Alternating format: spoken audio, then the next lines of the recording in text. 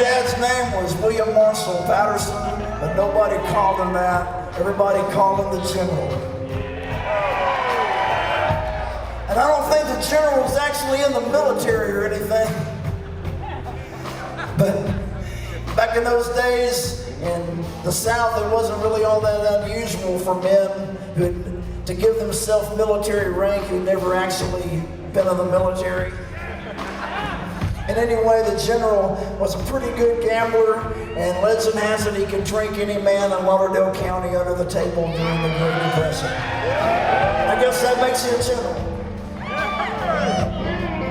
Maybe he was a Confederate general in the 1920s.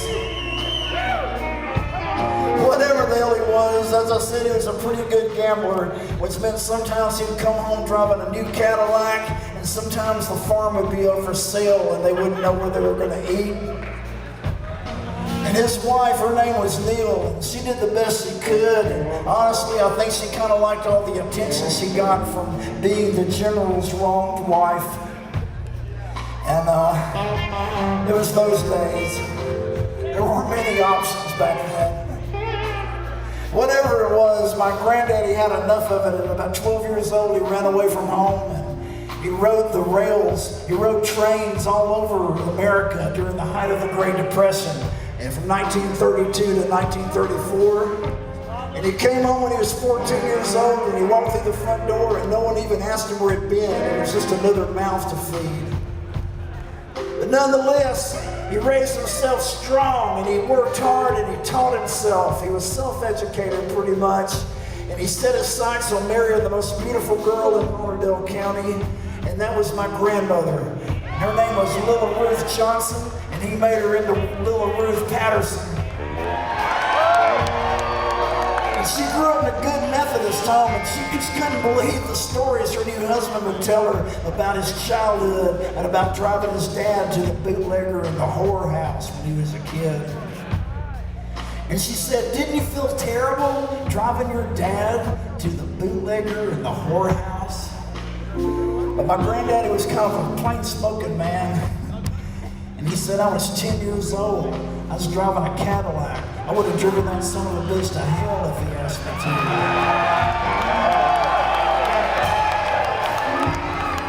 And later in life, his mama, the General's wife, my great-grandmother, she took on the name Grand-Grand. She became a great-grandmother. And she took to going to funerals in her old age. And I know that happens with old people because our friends all start dying.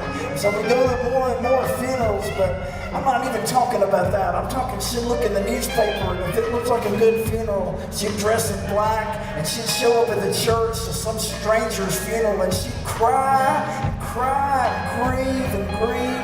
She'd be the loudest mourner there, and everybody would walk up to her and they'd put their arms around her and they'd say, "We're so sorry for your loss." But she always said the best funeral she ever went to was the General's. And I wrote this song for her. It's called "Box of Spiders."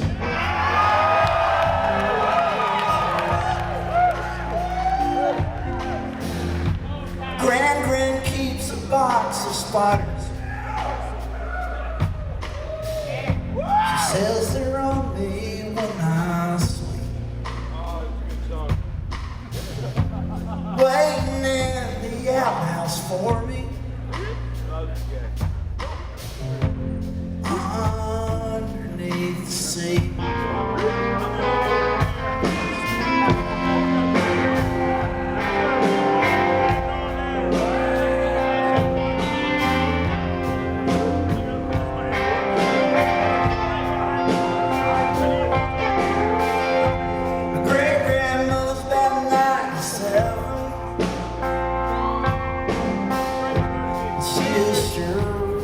To heaven,